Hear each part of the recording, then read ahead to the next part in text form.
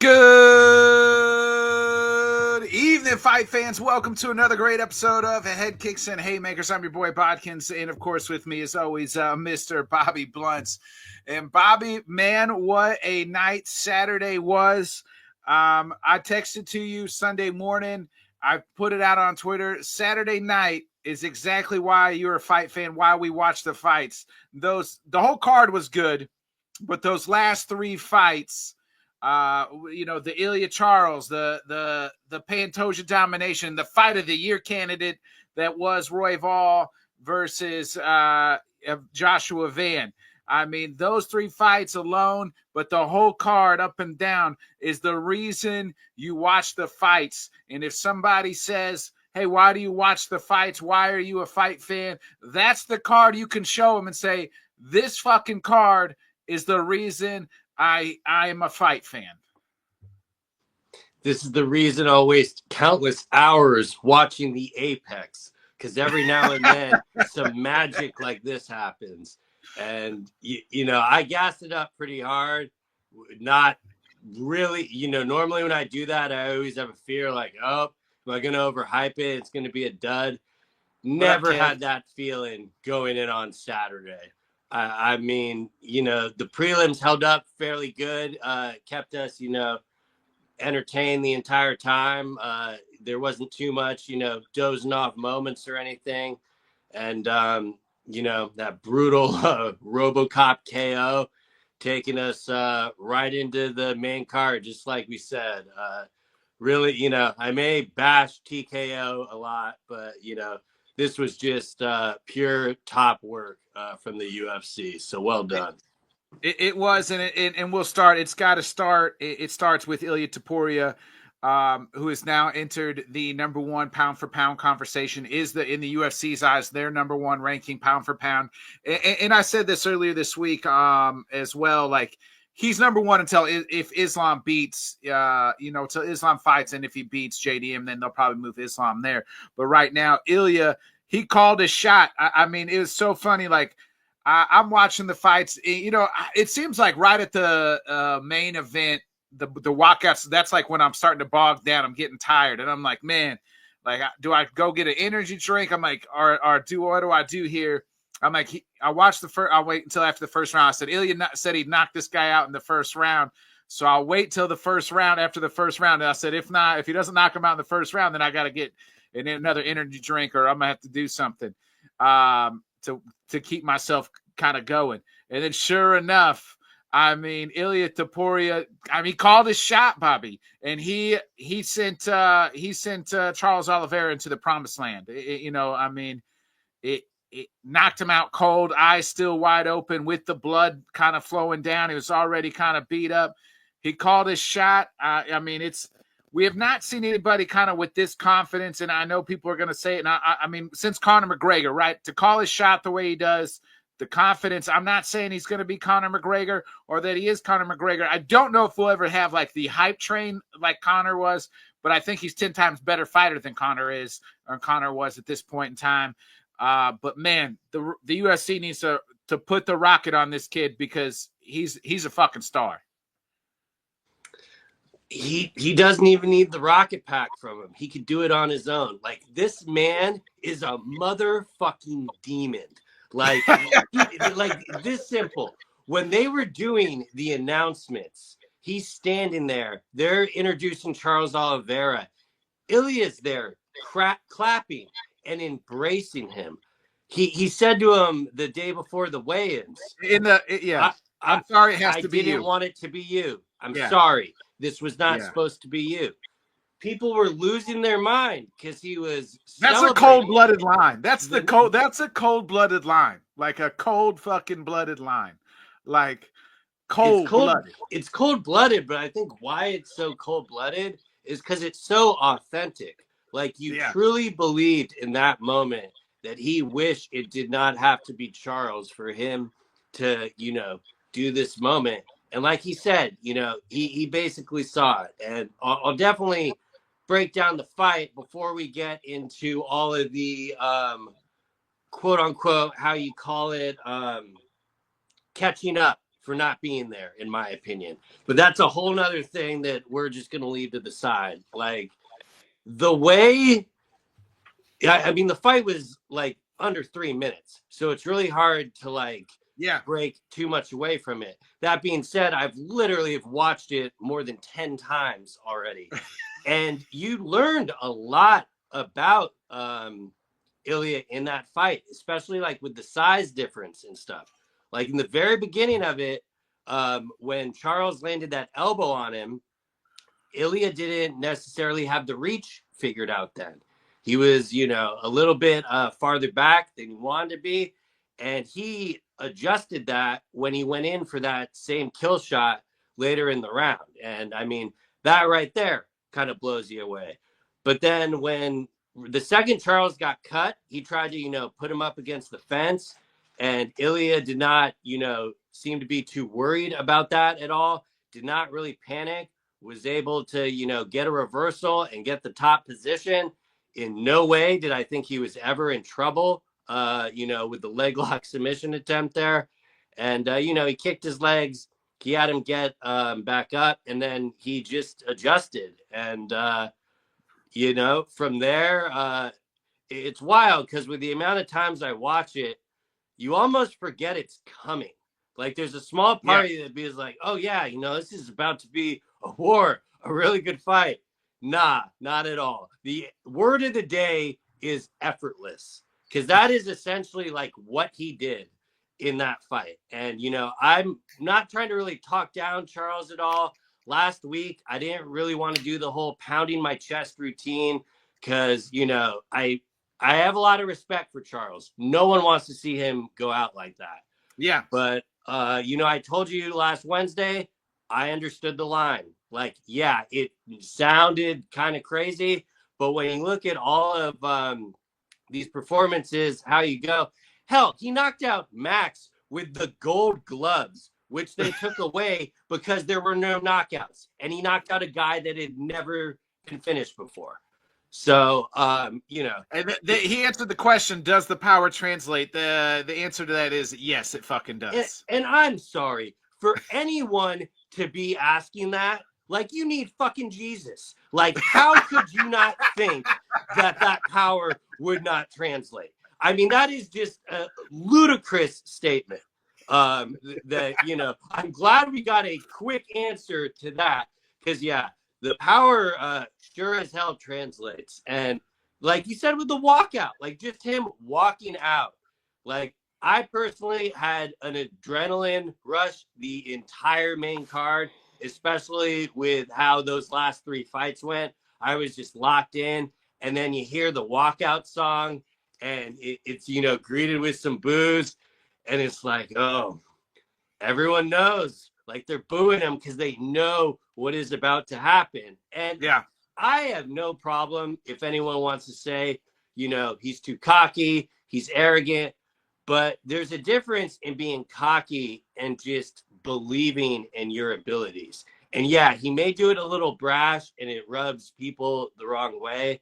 He's not cocky, he's confident. So when you say he's the best, it's a compliment. Jadakiss said that. So, and that applies to Ilia Topuria. Yeah. And like, if I could give anyone any advice for this, and this is to all the Ilya fans, this is to all the Islam fans.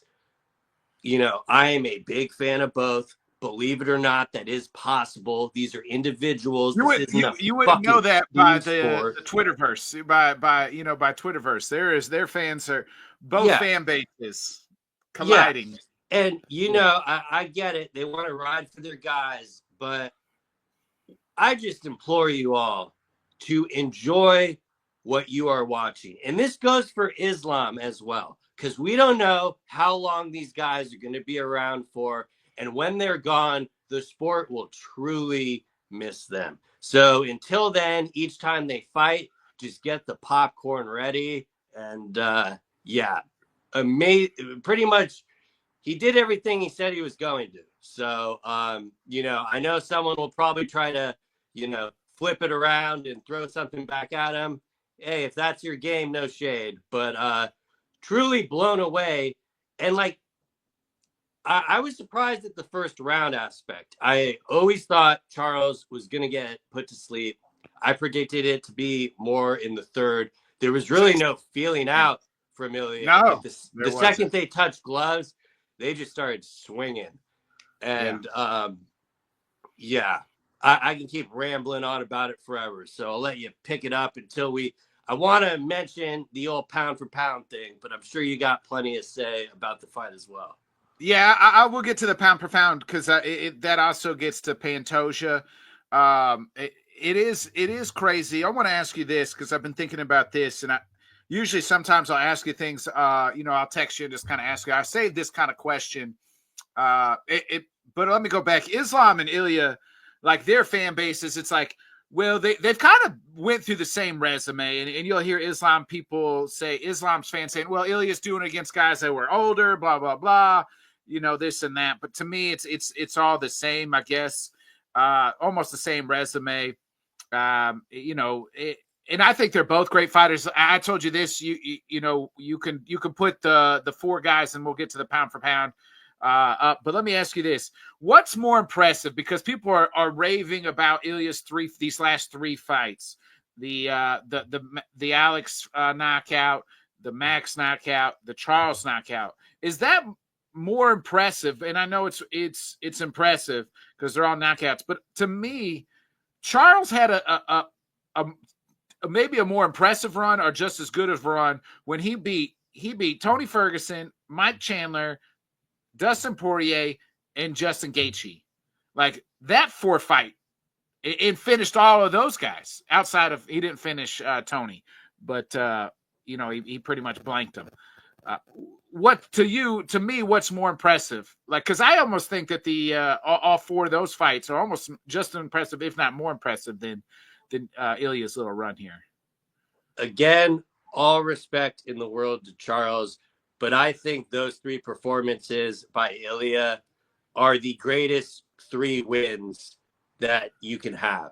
And I went back and compared this to like when John Jones was on his tear at 205.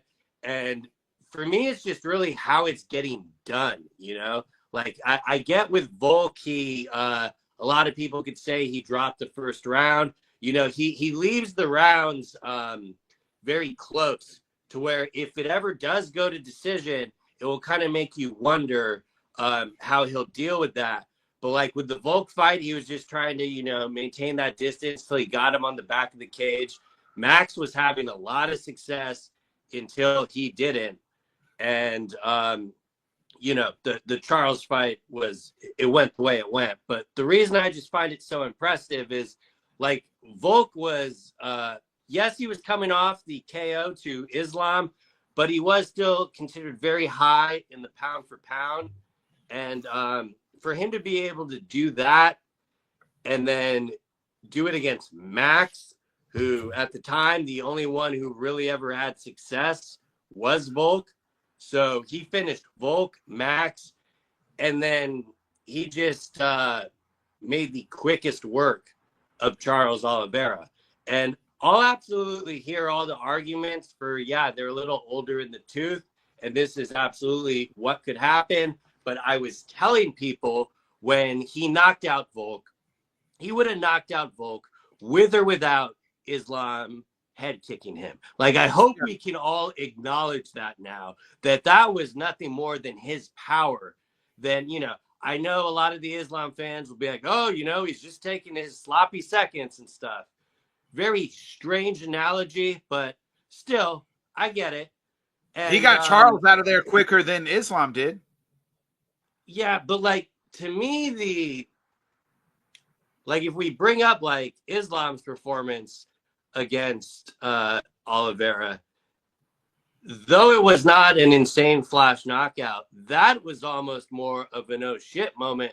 Because going back to what you just said, the run that Charles was on to get to that point, and Islam was just like, nah, I'm just going to finish you. And that's exactly what he did. And it was, and like, what's more, like, obviously Oliveira's never been knocked out like that. I mean, I think the last time he was TKO'd was like against Felder, which is you're really going back. But like, I don't know. To me, like him submitting Charles that effortlessly in real time there almost blew me away more. So it's and that's like kind of when I was going to in the beginning of trying to compare them. Like, can we just appreciate the work that these two killers are putting on their resume? And I know the answer to that for 90% of the fans. The answer is no. It has to be one or the other. You know, I'm just I going to think you can enjoy these appreciate it, gifts but while we're still getting them. the great thing is to me that's the biggest to me right now, and I've probably said this about a dozen fights. That's the biggest fight after Saturday night. To me, the biggest fight the UFC can make is Ilya versus Islam. I don't know. I'm the one thing I did see with Charles's success, like there definitely did seem to be a little bit difference in Ilya adjusting to the power and size, especially with grappling. And that really sets off an alarm if you're talking about the Islam fight. Like, I mean, a comment that always stuck with me a few months back that Ariel Hawani said, and I never understood it at all, but him trying to make the point that what Ilya was doing going up to 155 is bigger than what Islam is doing. And I just don't understand that when you're legitimately talking about a guy that is in the peak of his prime in JDM and Islam is going up 15 pounds to try to take that belt. Like, I'm not saying one is greater than the other, but I just found it a little off-putting to immediately discredit Islam for only doing the same thing that Ilya is trying to do. Islam no longer wanted to make the weight. He was going to go up. I don't know if you saw that interview with Islam, but it sounds like regardless of who is winning JDM, Bilal, that was going to be next. Yeah, Hunter Campbell went to Dagestan not to put the sell on Ilya, but to say, hey, you really want to go up to 170? Like, this is the time. Do it. Cement your legacy. So, I mean, that's my main pushback to how you can, like, compare these things. Like, these are two greats both going for that second belt. And it's only because of the scheduling why Ilya got it first. So, like I said, I'm just strapped in and enjoying the ride. And I don't even know if I answered the original question you asked me. So I was just kind of saying, is it the biggest fight that the UFC can make, Ilya versus Islam? I guess I mean, the fight will only get bigger. And but like, is it the biggest fight you can make for Islam? I would say no, because the biggest fight you can make for Islam is exactly what I know it's not booked yet, but it's clearly what they're doing. That is the biggest fight for Islam. That is the biggest challenge for Islam. So, and you know me, like, I want to see Ilya versus Islam more than anybody. But I do feel like we are a little bit too, and I don't mean you and me, but a lot of the stuff I've seen out there is just way too much of a prisoner in the moment of catching up because they were not there. And I would refer that to a lot of the pound for pound, you know? And like, you know how I do my pound for pound. I do it a little bit different. I do it with how I think it's going to happen. Like, I had Ilya 2 already with the assumption that he was going to KO Charles. I have Islam at 1 with the assumption that he is going to beat JDM. So, you know, I know we'll have that discussion later, but to me, it's just more of a let's pump the brakes and actually enjoy what we are witnessing instead of the Tuesday water cooler talk with matchmaking. Because you know that matchup isn't even on the books for the UFC. Like, they're focused on Islam, JDM, and then, hey, down the line, they can absolutely do it. The fight is only going to get bigger. But, you know, and we'll definitely get to who Ilya's opponent should be next. And the main reason I want this guy to be next is I think that is the closest we are going to get of Ilya versus Islam. Who is the next person? Who do you think is the next person for Ilya? I think there's what I want to have happen and what the UFC is probably going to want to have happen. What'd Rob say? He just said, Rob said, pound for pound has no point other than for people to argue about it. True. That's true. I mean, Very good point, Rob. You know why I hate doing the pound for pound? I feel like every time it's a show, Botkins is just trolling me. But, yeah, you know, I feel like they kind of tipped their hand bringing Patty in the cage, even though, you know, Dana kind of disputed it a little afterwards, like he half walked it back. But that probably is the direction I think they are going to lean. What I want, like especially watching that fight on Saturday, the only answer to me is Armin. You know, the UFC already slapped him on his wrist, made him make weight for absolutely nothing. And when you just go off like the resumes and stuff, stylistically, I just find it so much more interesting. Because, like, you know, Charles is looking to, like, push you up against the fence and, you know, maneuver the takedown, to where Armin is going to push for that in the middle of the cage. He's going to push for that up against the cage. And, oh, by the way, he's got some pretty decent striking, too. So, I know just that fight has questions for me that I just find so much more intriguing than the Patty fight.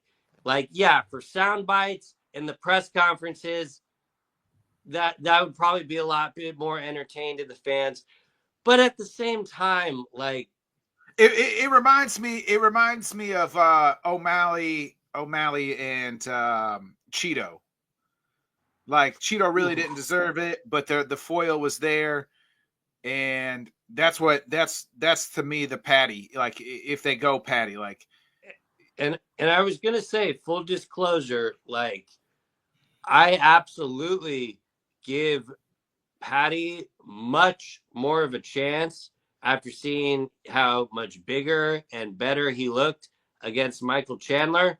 Like, before, I would have looked at it like, oh my Lord, this is a sacrificial lamb for a free ruby on the belt. So, you know, I'm not trying to sell Patty short at all. He's definitely bigger, but I still think Ilya will break his jaw. Like, to put it bluntly. I get the Patty aspect, and I get why Ilya wants to fight him. There's a history there. I personally think Patty kind of needs one more. But would I be surprised if they gave him the title fight? No. I mean, people have gotten their shot off less. You know what I mean? So I think it should be Justin Gaethje, and here's why. It's Gaethje's last run. He's already talking retirement. You throw him against Ilya. Ilya puts his lights out. He retires, and then you've cleaned out, and then you have all new, fresh faces at the 155. You cleaned out the whole old guard. We know Dustin Poirier's retiring. Who knows what happens with Max? Maybe Max wins, and they, you know what I mean? Who knows what happens there? But just do him and Gaethje, do Armin and Patty, and then the winner gets, Ilya. I just think it should be Gaethje. Like, Gaethje's done enough. And who do you want reffing the fight? Herb Dean? Like, oh, I mean, all due respect to Justin Gaethje, because, like, he is a legend in his own right. But that's the last thing I want to see is another one of these guys flatline, especially after 300. Do you think it would go any different? No. I mean, he doesn't have the range that Max does. Ilya don't, but he's obviously got the power, if not more power. You know, we know that. But I just think that just get it over with. The guys are already talking about retirement, and you know, and the UFC kind of does owe him a favor. Remember, he was kind of supposed to be in line for Islam up until that fight, you know, and he took the fight and took the money. That's on him. But at the end of the day, like, it definitely should have. I think Gaethje makes a good case. You give him a title shot, he wins, which I think he would be favored to lose. Ilya beats him, and then you know, we get Justin Gaethje, we get Ilya. I could see it from the possibility of Ilya wants to get one more in by the end of the year. What Justin has going best for him right now is who his manager is. So I absolutely will not rule it out. But, you know, I don't think you should have said that comment about, well, if they don't give me a title shot, I'll just retire. Because, like, we saw Dana at the press conference, and he did that, well, if you're talking about retiring, you maybe should just retire. And I don't know, like, I would understand it from the UFC's perspective because, you know, they're just trying to, like, turn a fight out, and they know it will be stylistically entertaining for all the fans. So it would be an easy way to close the year. But I don't know. And, you know, I hate using this word in the UFC because it's pretty worthless in their eyes. But I think Armin deserves it more, even with, and I can understand completely why they won't give it to him, because it's completely going to come down to, you know, you had your opportunity and you chose not to fight, whether you're injured, whether it was a weight cut. Yeah. And, you know, they got a long memory.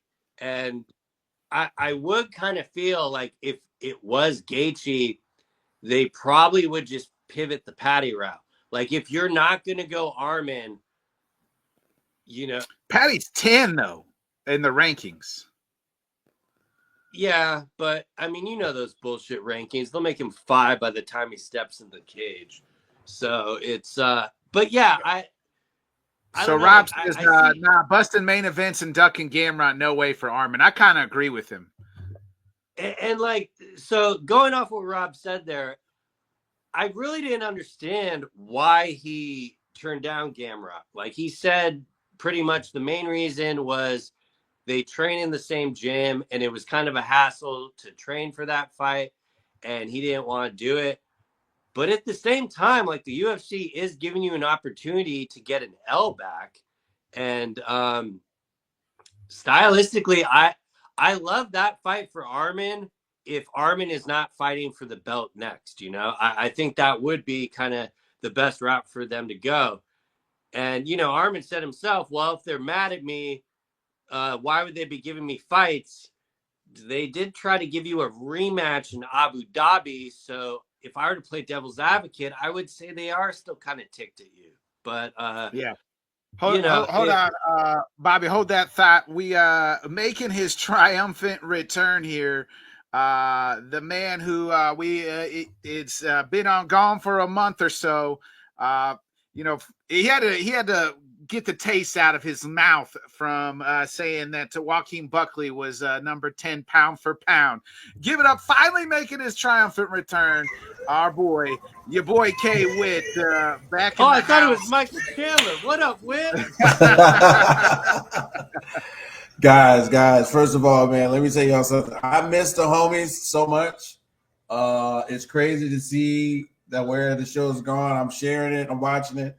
I'm looking at all the comments every other week, man. It's great to be back. Fellas, Bobby, my guy, you know what I'm saying?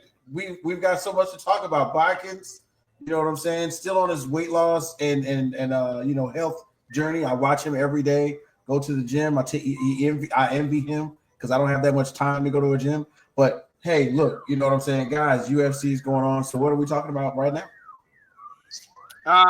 We are talking, you know, the Ilya Topuria, kind of what's next for the double champ.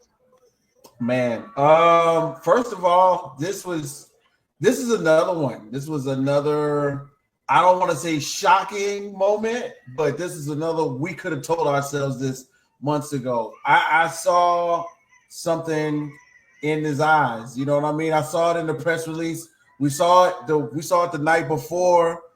He was on camera celebrating, telling us, "I'm going to knock him out." And it was tough to see. It was tough for me to take, because I think we've had this conversation. As after you watch it over years, you got no choice but to love Oliveira, right? I didn't like it when he dyed his hair blonde and started walking on the beaches with tigers, which is kind of what changed his career. But now this is another career-changing moment where he may be on the downside of his peak. But on the I think he's upswing, done. you think he's I done? think he's done. I think we saw the last of Charles Oliveira. I think this is one of those career-changing fights where he gets on the next 2 or 3 fights, we're going to see him get knocked out more than usual. You know, somebody does it all the time. Somebody goes through it. Your chin gets a little weaker, and once it happens that one time, it's over with after that. You know, but I love Oliveira. Still a record holder for submissions. You can't deny that. You can't deny how he got to the point where he was a champ. You can't deny how long he's been in the game. But Topuria, Bobby, I remember you talking about it before it happened, when we first heard the news he was going up to be champ. Botkins too. I think Botkins was one of the first advocates saying he was going to actually do it. This is it, man. I don't know what else. What can we say now? What can he do wrong? Period. What can he do wrong? Yeah. Bobby, you think Charles is done? I think he's done. I mean, I think he's got more in him, and again, for what reason though? What reason? He's not getting back to another title fight. Like, I don't think he's getting back to the title anytime soon. I mean, you look at the top of 155, and it desperately needs some youth in it. You know, it's a lot of the old dogs still holding their spot. That's why I said Gaethje, put Gaethje against Ilya and send him off into retirement afterwards. I would play golf for him to retire. Like that'd be so rough, right? But like, there are not enough Trevor Whitmans in the world, and like I could talk myself into it by fight week, but to answer your question, if he's done, no, I think the UFC is still going to use him. Probably he is very popular, but I think he should be done. He's 36, 37 years old now. Who, Charles? He obviously has nothing left to prove, for sure. I'm not really debating that, but I do think he's going to want to wipe that taste out of his mouth. I do kind of agree with Rob here. He'll cash grab. It's how elite athletes pad the wallet. That's probably true, Rob. I don't think I'm not saying he's gonna be done. I think he should be done. If I'm in his corner, I'm saying you got sent to the shadow realm. Stay there and call it. The shadow realm. But like, even in saying that, like, I feel like we're just discrediting how good Ilya is. Like, I don't think anyone at the top of the division would do that to him other than Ilya. And, you know, currently, as is, I think the only one that can defeat Ilya is no longer in the division. But I'm extremely intrigued for that Arman fight, because like that will really answer a lot of questions that I kind of still have from the very brief grappling exchange. I mean, even though Ilya came out on top, I would be very curious how that goes. And that's why I would campaign for the Arman fight more. Like, style and fight-wise, that is the most intriguing to me. Like, I get all the, you know, press conference and stuff, but, you know, I'm not on TikTok. Like, I value the fights. Like, what is the best fight they can make? In my opinion, it's Ilya Arman. So, question, like with of course the entrance of Paddy Pimblett into the ring post fight, that doesn't tickle anybody's fancy on the show. Not at all. Now he doesn't deserve it. That's not. I don't need it. I think Paddy needs one more. It just like all that moment reminded me of is that TKO owns wrestling and the UFC. And like, I'm going to sound like a hypocrite on this because in probably 20 minutes, I'm going to be praising their decision to bring Joshua fucking Van into the cage. Yeah. Because that get was to a that. home We'll run. get to- But yeah. this, nah, it Oh, is shout out not. to Josh Like, Van. you can save it with all the UFC needs to make this fight now. Like, I didn't get that from that No, moment. I don't get it either. I don't think it needs to happen right now. I think Patty needs one more. Let him, and like I said, if I'm matchmaking, I'm doing him and Arma and then Justin and Ilya. But I want to get to the. Can I Go ahead. ask you why you don't want Patty to fight Justin? I mean, I don't mind that fight. I don't. Had to hop off here. I don't mind the fight. If that's what they're gonna do, that's what they're gonna do. I just rather see Justin. Just if you're already talking about retirement, just go ahead and take the fight and then take the L and we move on. You know what I mean? Like I don't need to see 2 more fights. It's we don't need to see 2 more, but I don't, because I think the outcome's still going to be the same. So you might as well just let him fight for the title, let him lose, and then send him off. Man, it's a tough one either way you look at it. I think this doesn't shake up. I don't think it shakes up the top enough. What we pretty much saw, you know what I mean? And Patty somewhere down there squealing all the way up to the top. I felt like at 10. That's a reach. 10. Yeah, that's why I said let him fight Armin or somebody, or if they do Armin, I don't think Dana's gonna give Armin a title shot. That's also why I said that Justin Gaethje, like Dana's got an axe to grind, and we know when he's got an axe to grind, it takes a lot. I mean, I'm surprised Roundtree was 8. That's true. But Khalil Roundtree didn't already have a whole card built around him and pull out in the 23rd hour. Yeah, no, I was just more commenting on Patty being 10. I think the numbers for Gaethje, and they would bump him up to 8 like that if they wanted. I'm surprised I'm surprised Dana doesn't try to give Armin the Marab and Mozart treatment where they got to fight 10 in a row before they get a title shot. Like that's like, you know what I mean? You're turning down fights. You're doing all this other shit. What was it? He's done some grappling things like that and stuff. So I'm surprised. I won't be surprised. Like I don't think Armin's got to get back in the good graces of the UFC. I want to move to the one last thing. One last thing. Go ahead, one thing you can sell me on the Justin fight is it is not a name on Islam's resume, but it is on Khabib's. So that will be enough to draw me in, I guess. Yeah, there you go. Yeah. Let's I want to get to the co-main. It was a complete domination by Alexander Pantoja. Just absolutely wiped the floor. There was not one point in that fight where you felt like Kai France had a fucking chance. Not one fucking minute. Not 1 second. Not 1 minute. Pantoja absolutely just steamrolled Kai France and was able to finish him in I think it was the second round. Just absolutely.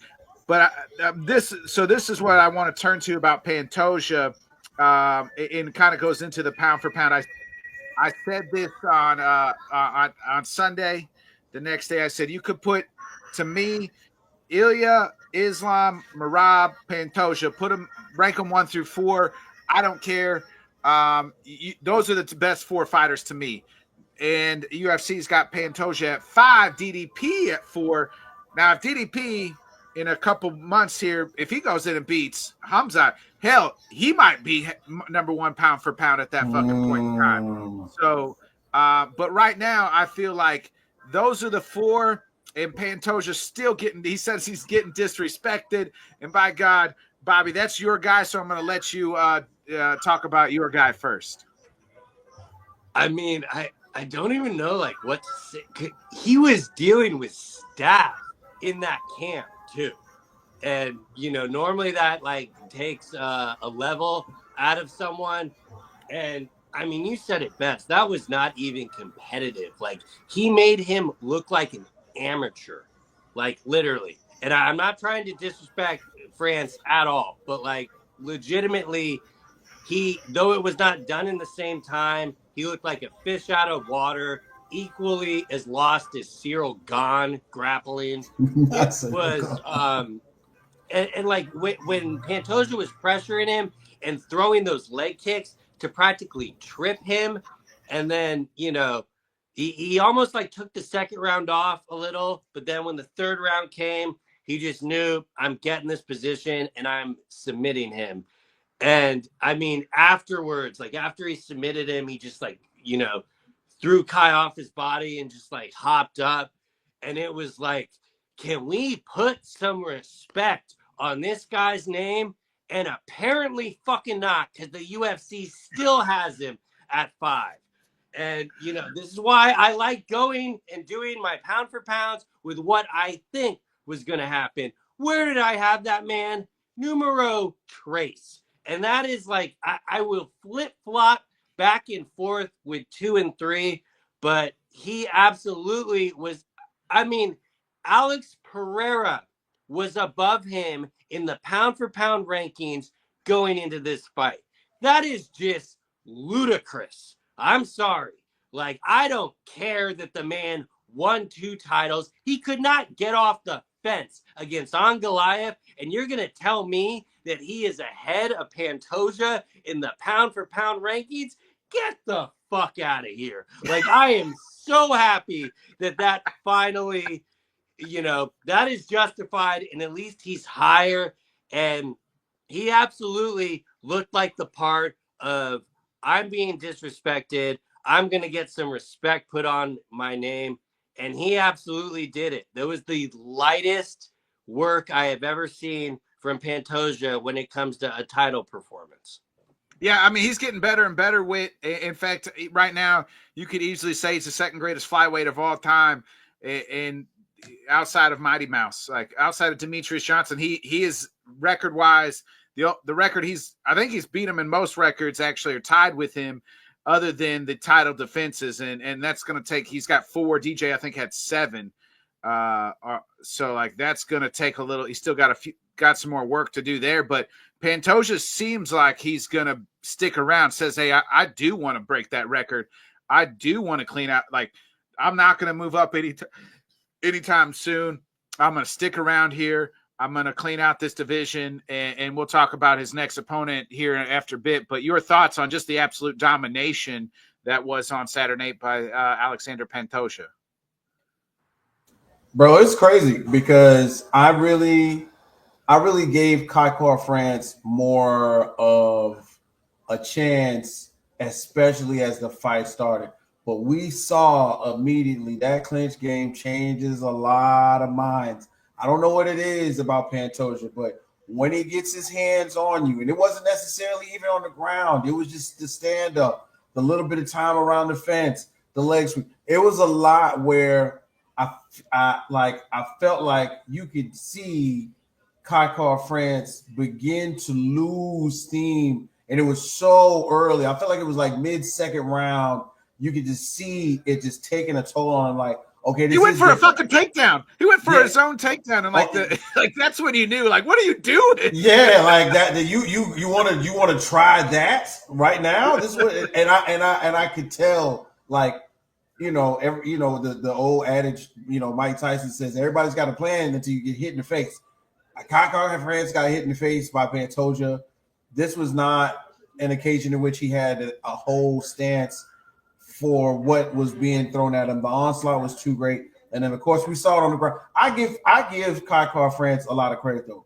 When everybody on the panel was going, the choke is in, it's deep. Oh, my God. You know how Joe Rogan does it. It's not even around it's around his jaw halfway. And Joe Rogan was calling. Kai France held on for everything. Dear freaking life. But I can only imagine how long you can sit there with a man's arm around your neck before you got to tap out.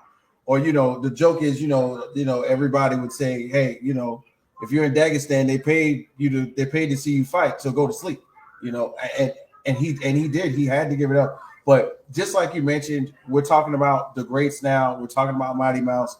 We're talking about the title defenses. Where else can you go?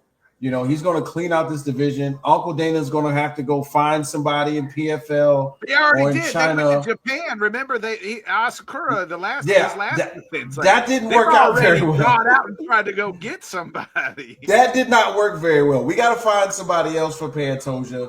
I don't know who he fought. You know, they found a guy.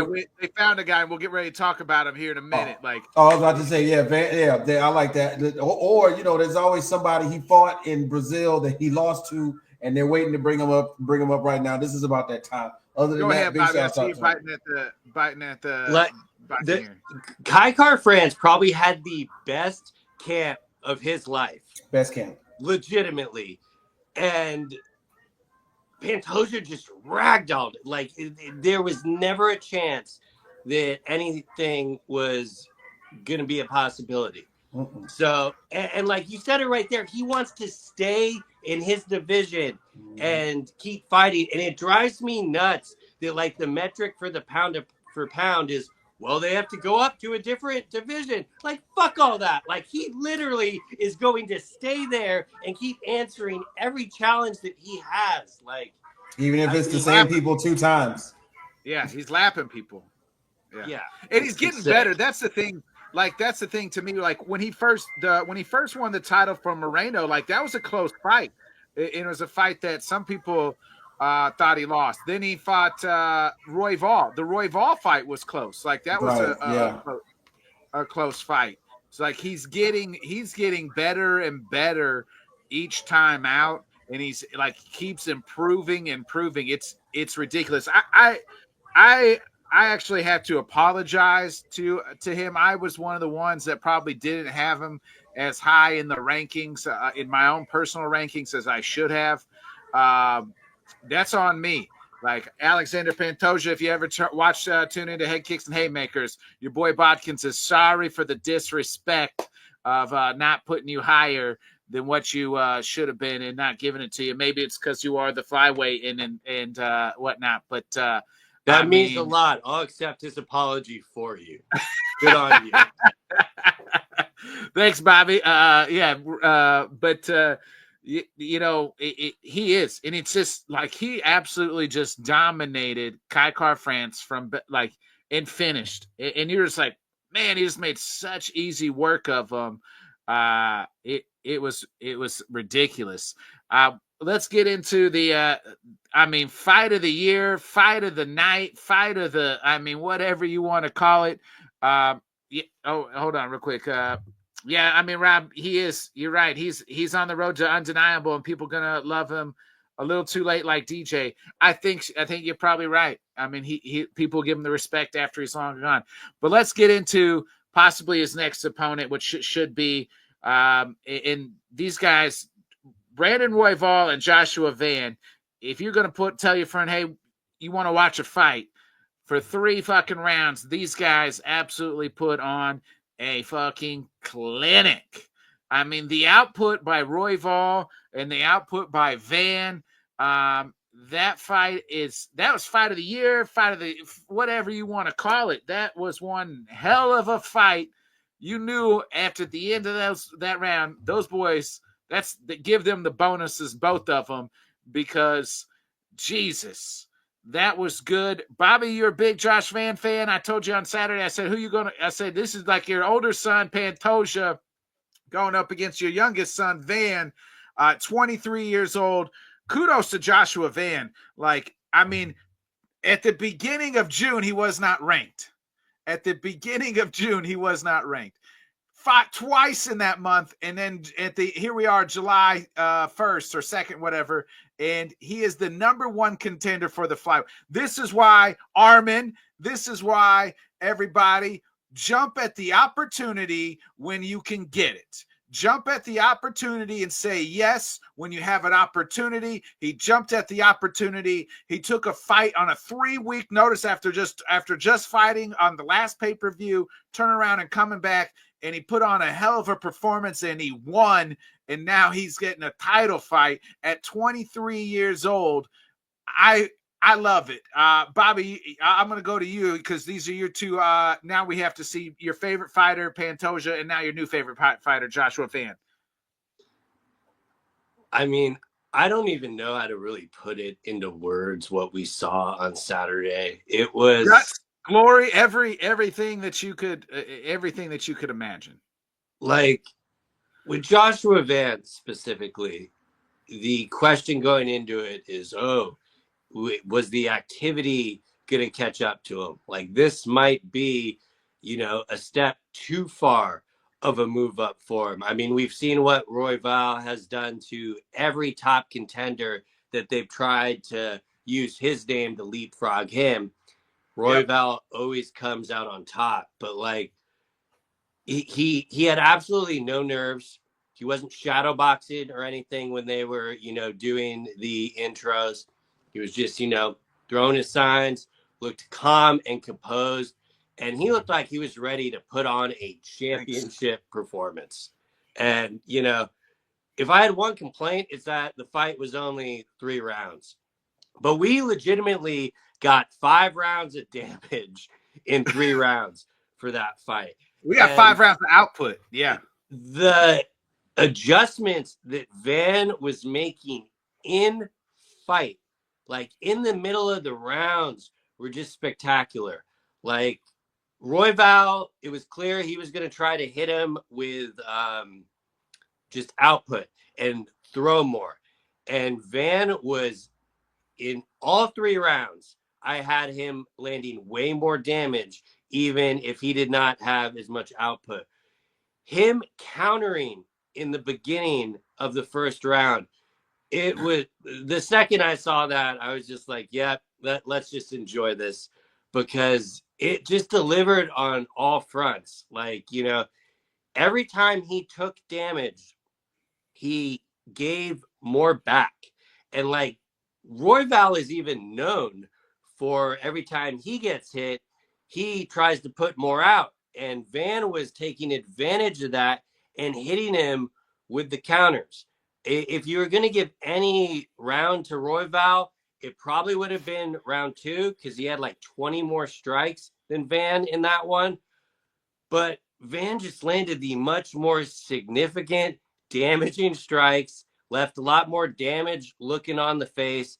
And I mean, going into that 3rd round, I had Van up 2-0 easily. I have no problem if anyone wants to say I'm crazy or biased and it was 1-1. Sure. Now let's get to the 3rd round. What happened there? Not only did he use those body shots, but when Royval was moving forward with his foot, adjusting with that side kick to the front of the calf to kind of butter him up to finish him with that knockdown in the end of the fight. The last short notice fight that I could think of having such a dialed in performance would have been when John Jones fought Shogun Rua. Because it was like on 2-3 weeks notice. And, I'm sure there's much more recent examples if we want to go there. But the kid just absolutely delivered. Like, I would legitimately say no notes, but I literally watched it for like the 11th time before doing this podcast. Like, there's no UFC on this weekend. I don't give a shit. Because guess what I'm going to be watching is that Joshua Van fight again. Just perfection. I am so happy. I can't think of a fight that made me happier from breaking it down on the podcast the week before. It probably would have been my first appearance when, I broke down the Bilal Leon fight. But I'm just so happy. I'm going to, shut up and let someone else talk, because I could go on for hours gushing about Joshua Van and his superstardom and the rise. And like, he's only 23 years old. His number is Michael Jordan's jersey number. Like, ooh.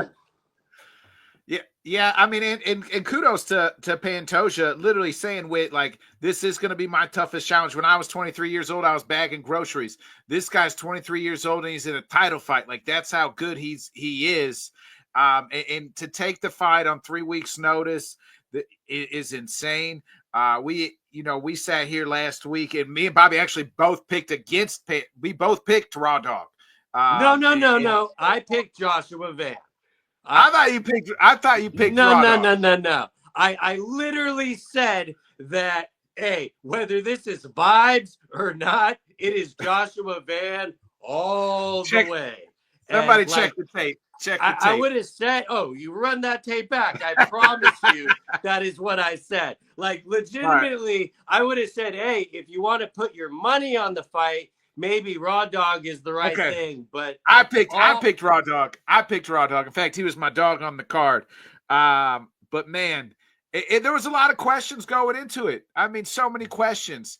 But again, Joshua Van, the dude was calm, cool, and collected. With your thoughts on this fight of the year, that we saw on Saturday night. Yeah, man, big deal for Josh Van, like you said, in short notice fights, coming off of a good performance in his last one. I'm in that state where, when you do something like this, you're showing the bosses how hungry you are. If I'm not mistaken, isn't Josh Van the one that quit a welding job before the last fight? Yeah. And before not his last fight, the fight before that when he got fight of the night bone. Oh no, that was Wellmaker. That's Wellmaker. Okay, yeah. So I'm one of those guys where different, same age group, but different. Right. I'm one of those guys where the output like that. Let's see where your heart really is when we give you the opportunity. You quit your job, you're going in there short weeks, short notice, and to give us, what I'm saying, once again, Bobby Mutombo had mentioned, fight of the night honors.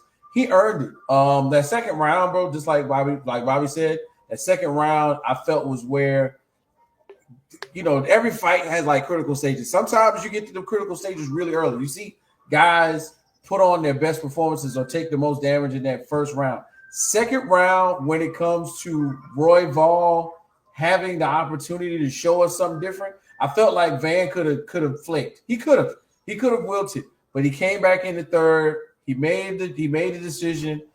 Or the corner, told him, hey, let's start going for that leg.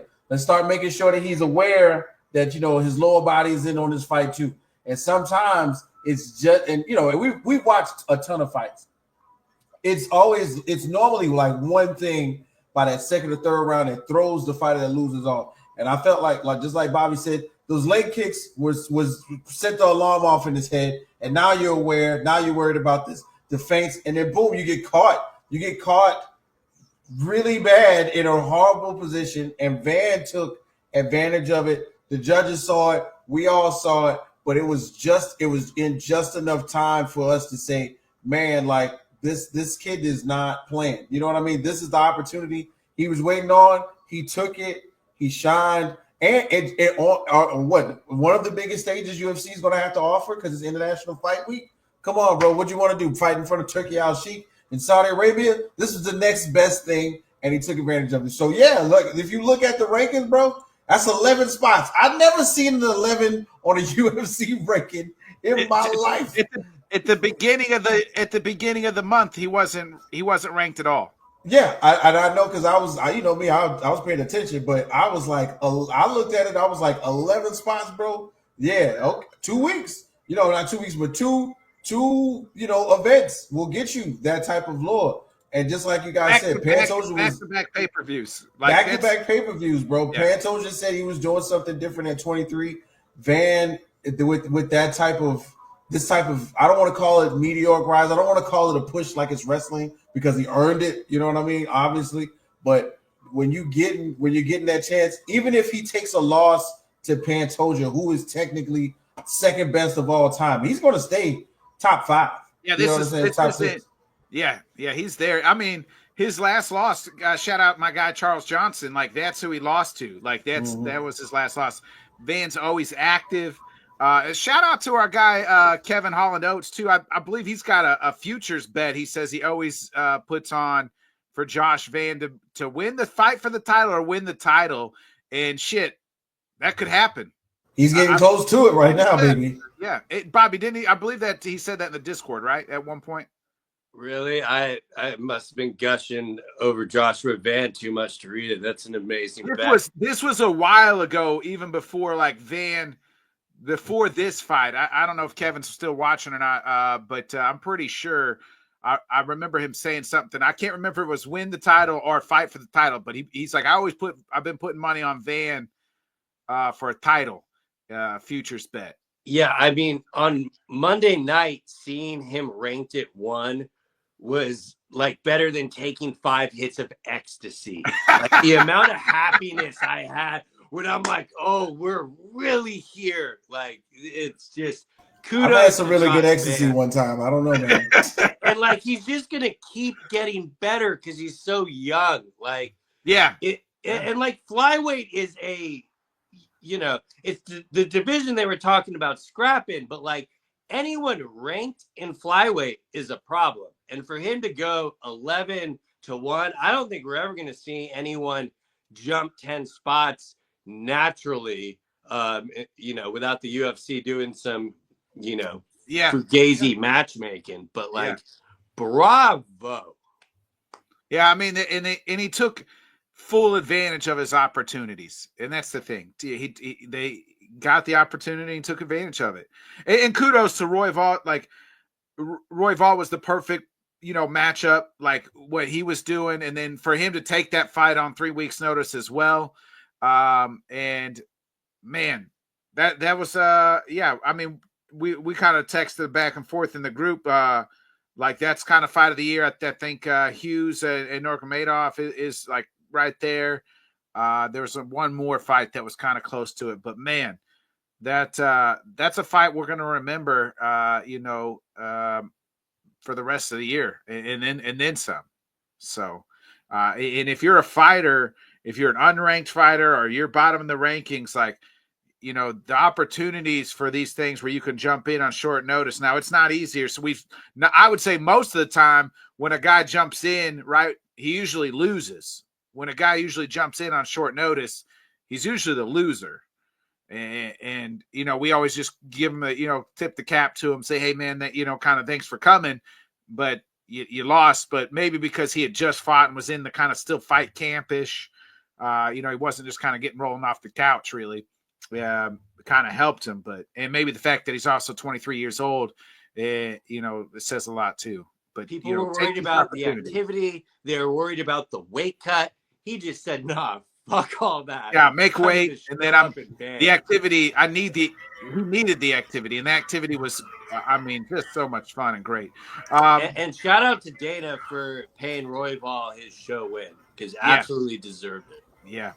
It was a hell of a fight. I think really, I know he's been overshadowed, but I got to shout out Peyton Talbot. I mean, the improvement of Peyton Talbot from this January, he just could not get off the ground in the ground game, to what we saw Saturday night.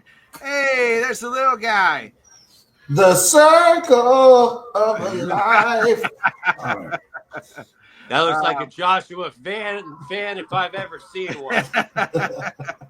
But Peyton Talbot, is incredible. What he did on Saturday, I thought was such improvement, and now the train seems to be kind of back on him.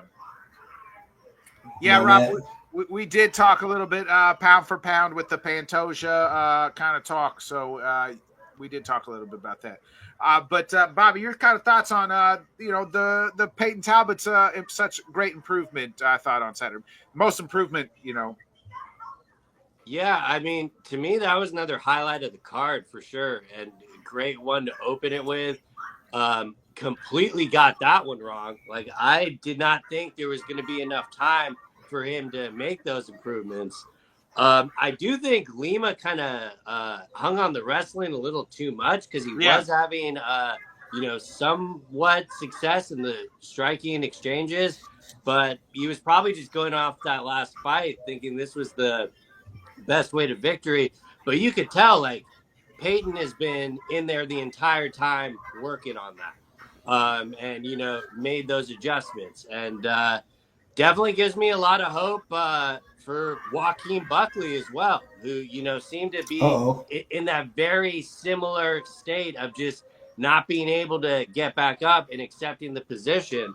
And for Peyton to be able to do that in that short of time, it just shows that the UFC was right to tout him as this, hot upcoming prospect. And he completely, got that all back on Saturday. So absolutely great performance by him. Definitely seemed to be having fun in there after he realized that he could hang with the wrestling. And I'm really excited to see what they do with him next. I know he had the Giannis fight as the call out, but and keep in mind he was still on the pay-per-view of this card as well. So like the UFC knows the star they have in him, and I would expect him to also be on the main card of pay-per-view next. Yeah. Real quick, Benil Dariush got back in the win column in the old man fight against Money Moicano. I mean, Bobby, you kind of hit it right off the top. RoboCop. I mean, he sent Jack Hermanson into the shadow realm and then some. That was just a nasty. Was that last hit excessive? Was it excessive? Nah, that's Herb. Hey, in the words of Derek Lewis, that's Herb Dean fault. Yeah, and like to me, like we don't know the type of adrenaline that is going in that cage at that time. So it's it in real time it may look really rough to see. I get that, but it's pretty hard to there ain't no switch to turn off that type of adrenaline. And yeah, Herb Dean should have been way closer. I mean, he even got to him and he still hit him. But that was brutal to see. But, the medical updates I thought were a little excessive. I want him to obviously be okay. But it seemed to me like they were just trying to clear him to make sure they could get him out before the main event started. So, that's kind of those things that are always going to be like, ooh. Especially when they have the camera off for 2-3 minutes trying to wake him up. But that was a brutal one. But it was also the right type of medicine to take us into the pay-per-view because we were riding high. Worst knockout. What was the worst knockout? That one or the Charles? Definitely that one. Like the Ilya one, I don't find anywhere near as egregious. Like again. That's another thing that, the rep. And like the crazy part about that one is that happened with Mark Goddard, who is normally very good at predicting those moments. But like technically, like Ilya didn't even need to follow up on the feet. Charles was out from that first connection. And but Charles got up a hell of a lot quicker. So I have to say the Robo one, like if there's one to be upset about, it would be more the RoboCop one. But, it's impossible to just shut that switch off when you're literally having these guys try to murder each other. Yeah. Wait, any thoughts on the RoboCop fight real quick? Yeah, man. Big shouts out to RoboCop. Of course, you know what I'm saying? He's going to get a bad rap, but just like, Bobby said, bro, when we as regular human beings outside of the octagon, the adrenaline is going through your head, and you have been swinging on a bag for 3 months. Now you finally got a person in there. I'm waiting for somebody to pull me off too. But it's a great thing that somehow, some way, of course, that Jack Hermanson is fine. You know what I'm saying? But RoboCop, with that left hook, I mean, we're going to have to keep an eye out for it. But the thing is, I think somewhere in the comparison of Ilya versus the RoboCop one, I think we knew close to what was going to happen with Ilya. I think we saw the clinch game happening. We saw the plum on the back of the neck. We just didn't know when it was going to connect, and we were thinking it was going to happen. But with the RoboCop, we was like, man, that's just bad. But in the end, I think this was a great international fight week card.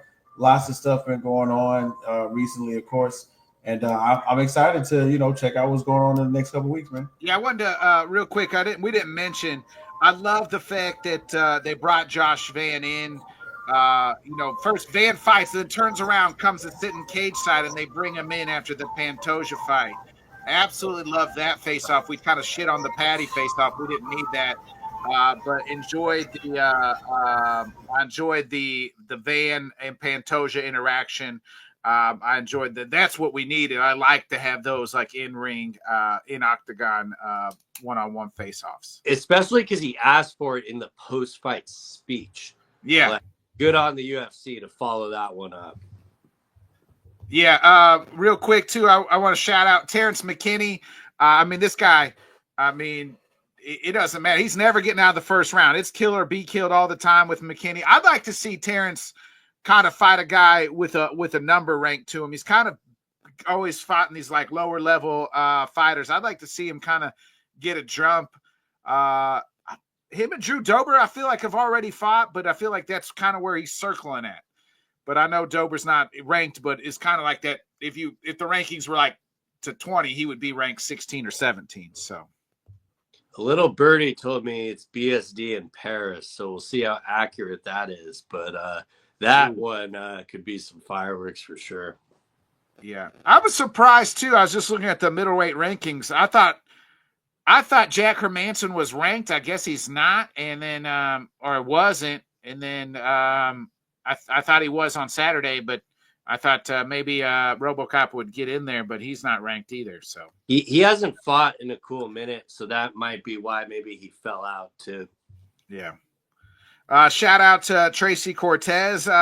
She won a nice unanimous decision there, and Denines,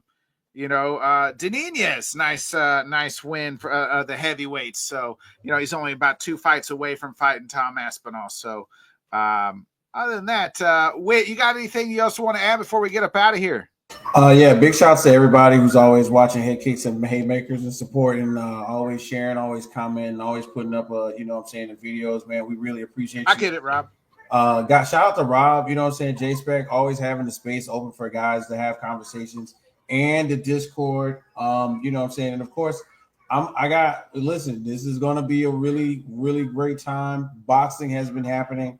Boxing happened this weekend. I don't know if you guys like Jake Paul, but the fights before Jake Paul's fight were very important. Y'all know me in the boxing is going to get shout back out Holly Holm.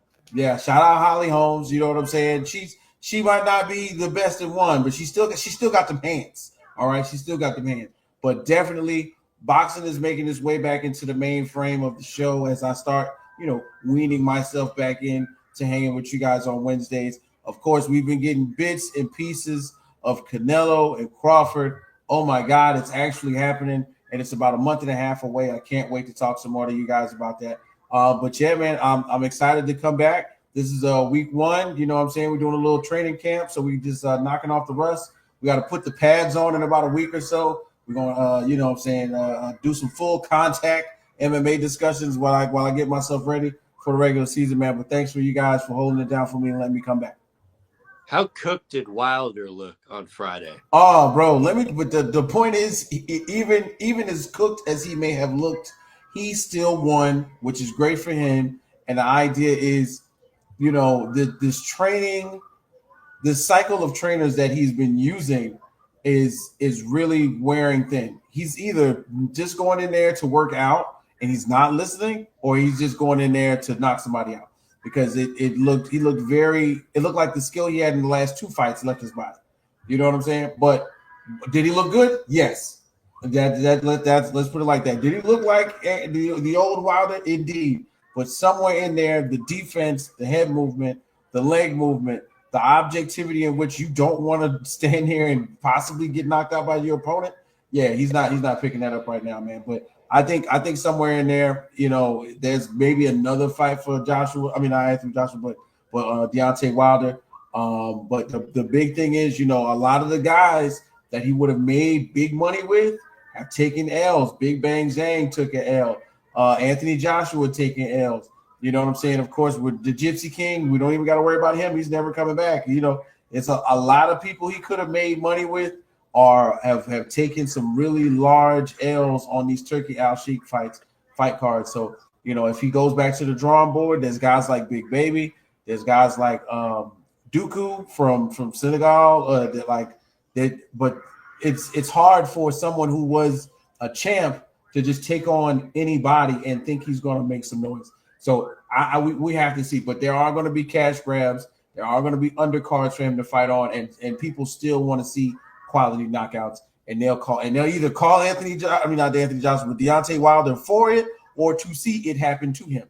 Either one, and I'm here for it. Give me Jake Paul. Jake Paul versus Deontay Wilder. Yeah. Ooh, I mean, Jake Paul's ranked now.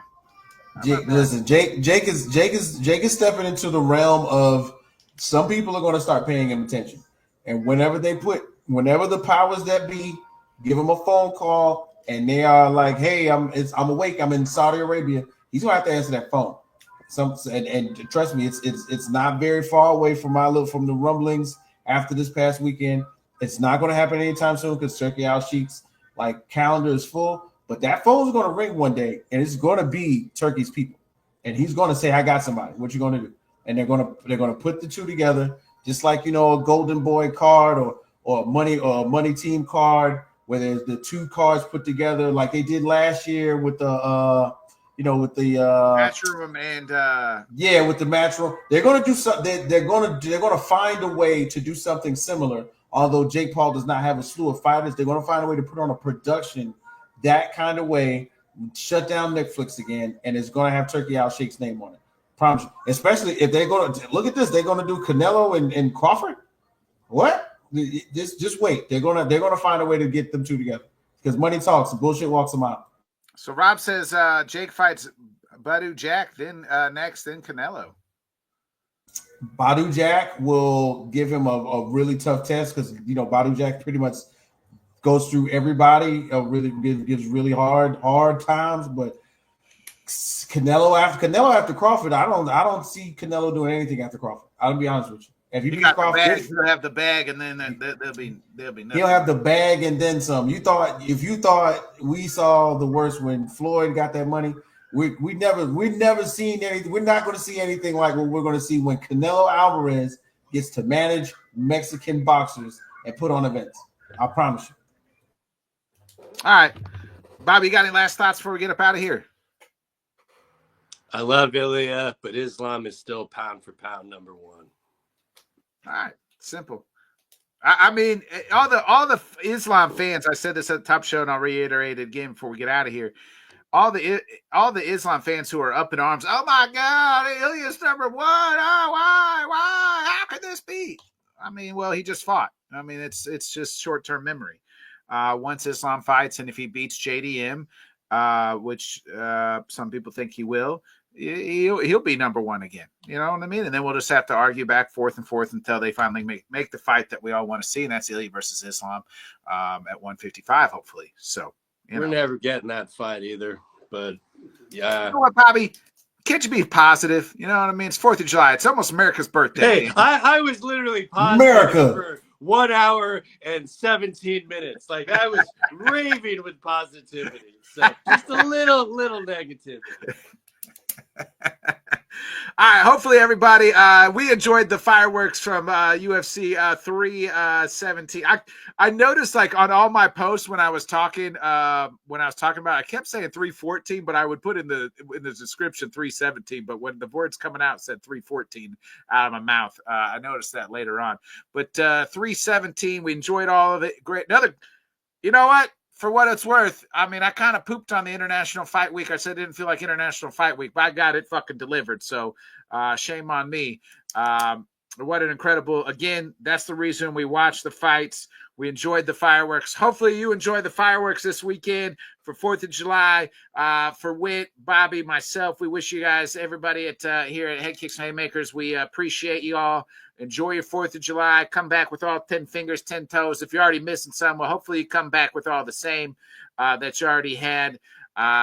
Enjoy the weekend. Spend time with the family, barbecue, do whatever it is. Celebrate America, you know. Other than that, be a friend, tell a friend, folks. Like, subscribe, share. We'll be back next week, 8 o'clock Central, 9 Eastern, talking about, you know, all the stuff. See y'all. Good to have you back, Whit. Thanks so much for joining us, and Until next time, let's talk sport, fans. Thanks for watching.